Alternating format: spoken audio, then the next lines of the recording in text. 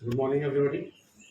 I am Chandan Yadav, your English educator, and I hope you are enjoying very much at your home, and these videos are very helpful to you. Yesterday, I taught you how the verb act as a helping verb, main verb, linking verb. This type of verbs I taught you yesterday. But today we will talk about transitive and intransitive verb. आइए आप हम लोग आज discuss करेंगे कि transitive verb क्या होती है और इंट्रांजिटिव वर्ब क्या होती है। ध्यान सुनिएगा, ट्रांजिटिव वर्ब क्या होती है। It has an object. जो ट्रांजिटिव वर्ब होती है उनके पास ऑब्जेक्ट होता है। ट्रांजिटिव वर्ब के पास अपना ऑब्जेक्ट होता है। There is transfer of action. Transitive verb में जो एक्शन होगा उनका ट्रांसफर होगा। ट्रांसफर का मतलब कोई चीज एक जगह से दूसरी जगह चली जाए। अगर मैं बोलूं कि आई स्लैप्ड मोहन, आई स्लैप्ड मोहन, मैंने मोहन को थप्पड़ मार दिया। तो थप्पड़ मारने का जो एक्शन है वो सब्जेक्ट से ट्रांसफर होकर के कहाँ चला गया, ऑब्जेक्ट के ऊपर चला गया। तो जहां पे एक एक्शन सब्जेक्ट से होकर ऑब्जेक्ट पे चला जाए, ट्रांसफर हो जाए, वैसी वर्ब को ट्रांजिटिव वर्ब कहते हैं। ट्रांजिटिव वर्ब में ऑब्जेक्ट आएगा और जिसमें एक्शन जो है सब्जेक्ट से ट्रांसफर होकर के ऑब्जेक्ट पे चला जाएगा, उसे ट्रांजिटिव वर्ब कहते हैं। अगला है इंट्रांजिटिव वर्ब। इंट्रांजिटिव वर्ब क्या होती है। It has no object. Intransitive verb में कोई भी ऑब्जेक्ट नहीं होगा। There is no transfer of action, और यहाँ पे एक्शन का ट्रांसफर नहीं होगा।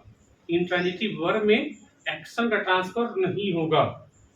जैसे मैं बोलूं कि I am playing, I am playing, मैं खेल रहा हूं। अब यहाँ पे खेलने का एक्शन का ट्रांसफर हो नहीं रहा है, तो जो प्लेइंग वाली वर्ब है वो कैसी वर्ब हो जाएगी, वो इंट्रांजिटिव वर्ब हो जाएगी।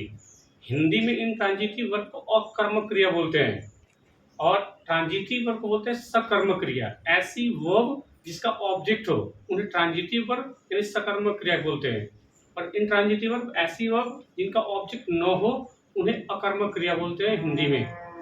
तो ये था ट्रांजिटिव वर्ब और इंट्रांजिटिव वर्ब। सर तो हम कैसे पहचानेंगे कि कौन सी वर्ब ट्रांजिटिव होगी और कौन सी इंट्रांजिटिव होगी। ठीक है, आपको रीडिंग से ही समझ में आ जाएगा। यहाँ पे ऐसा कोई मेरे पास जादू यंत्र नहीं है कि मैं आपको उसको स्मरण करा दूं, याद करा दूं, लेकिन इसको रीडिंग से पकड़ा जा सकता है कि कौन सी वर्ब ट्रांजिटिव होगी और कौन सी वर्ब इंट्रांजिटिव होगी। आइए देखते हैं। पहला एग्जांपल है ही बॉट, उसने खरीदा। अब बोलिए उसने खरीदा, तो खरीदने का काम हो रहा है तो ये मेन वर्ब हो जाएगी। कौन खरीदा है, तो ही खरीदा है। पार्ट ऑफ स्पीच क्या हो जाएगा, प्रोनाउन हो जाएगा। बताइए क्या सेंटेंस यहाँ तक सही है। ही बॉट, उसने खरीदा। अरे क्या खरीदा, कुछ तो बताना पड़ेगा ना, उसने क्या खरीदा।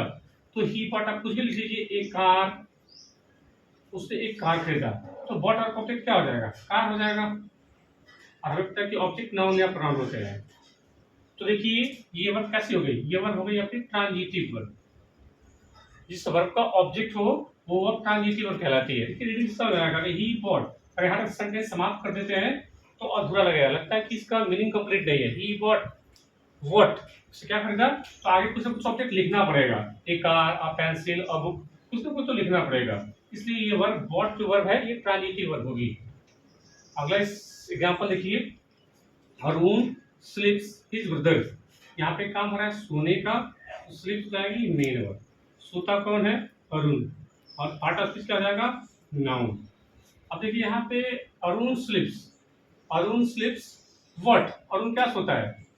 अब देखिए तो स्लीप पर तो कोई ऑब्जेक्ट होगा ही नहीं, तो फिर क्या करें। स्लीप वर्ब है, स्लीप वर्ब का अब स्लीप करने का स्लीप वर्ब का एक्शन है, क्या ट्रांसफर होकर ब्रदर पे जाएगा।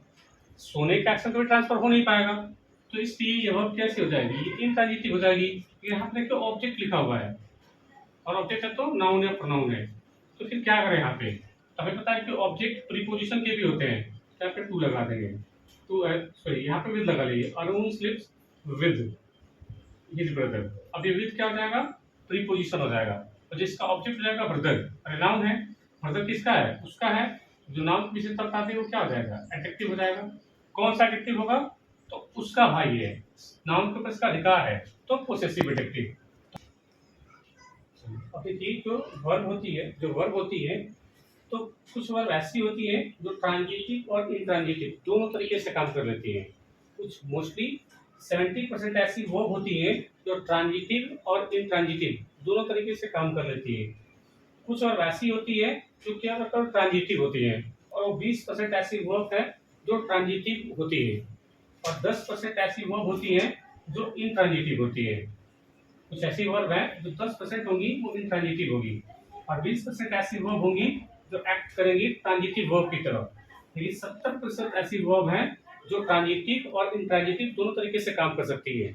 अगर आपको बताना हो कि आई प्लेड, मैंने खेला, यहाँ पे प्लेड वर्ब हो जाएगी और यहाँ पे सेंटेंस कंप्लीट हो जाएगा, मैंने खेला।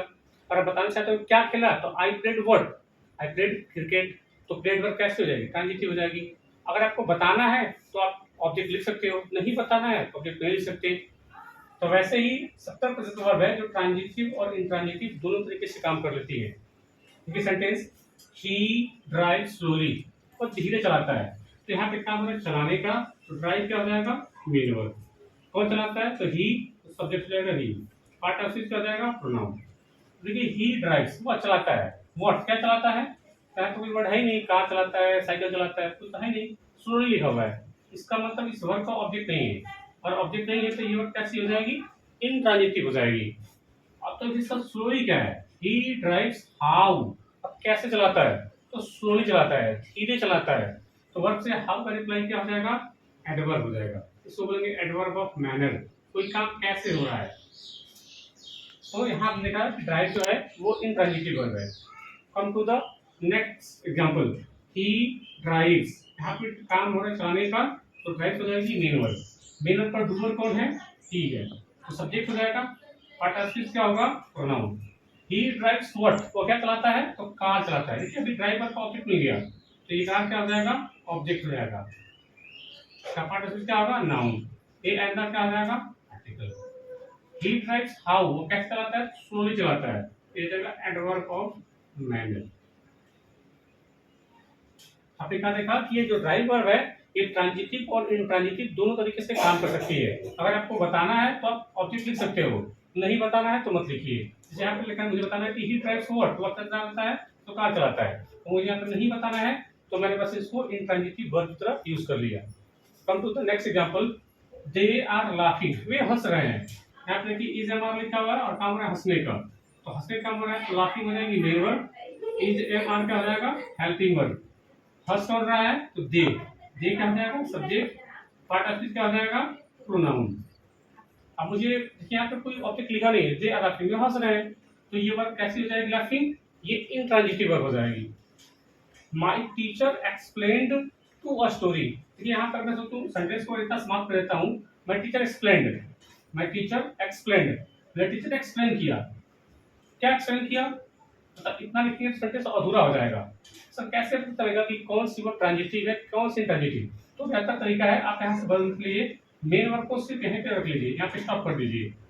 माय टीचर एक्सप्लेन्ड, अरे क्या हमने एक्सप्लेन किया, स्टोरी एक्सप्लेन किया, या कोई जो है कोई जो है क्वेश्चन एक्सप्लेन किया, या कोई क्या चीज एक्सप्लेन किया, कोई बताना पड़ेगा। तो अगर नहीं बताया तो इसका मतलब क्या है कि जो एक्सप्लेन्ड वर्ब है ये जो है ट्रांजिटिव वर्ब है, इसको ऑब्जेक्ट चाहिए ही चाहिए, उन्होंने क्या एक्सप्लेन किया आपको लिखना पड़ेगा। तो सर यहाँ पे टू पे लिखा हुआ है, यहाँ से अगर हम टू को रिमूव करेंगे तो प्रीपोजिशन हट जाएगा।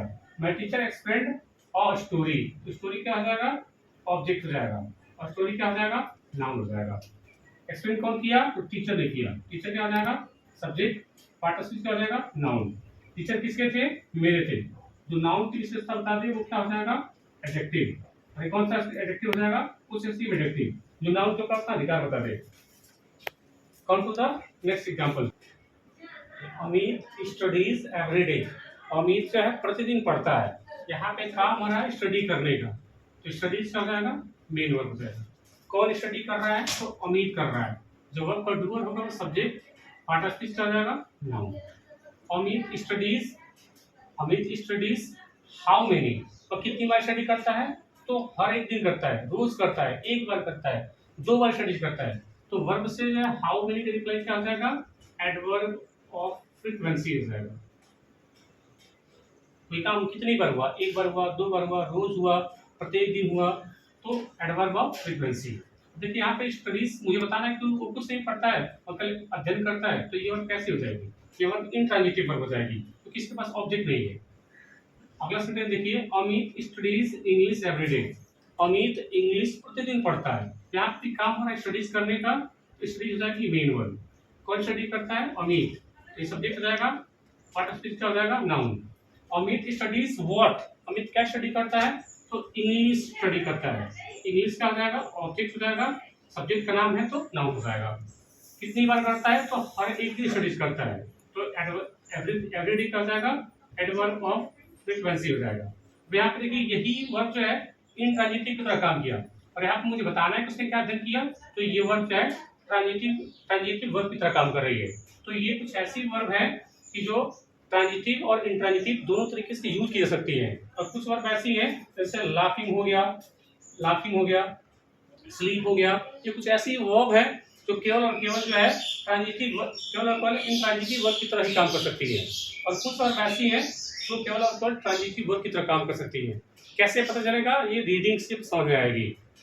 तो आई थिंक मुझे लगता है कि ये सेशन आपको काफ़ी अच्छा लगा होगा और काफ़ी महत्वपूर्ण सेशन है। और अगर आपको समझ में नहीं आ रहा, आपने थोड़ा कुछ लेक्चर मिस कर दिया है, तो स्टार्टिंग से देखिए, आपको काफ़ी मजा आएगा, तो काफ़ी सीखने को मिलेगा। तो कमेंट बॉक्स में ज़रूर बताइए सेशन कैसा लगा। आज के लिए इतना ही, थैंक यू।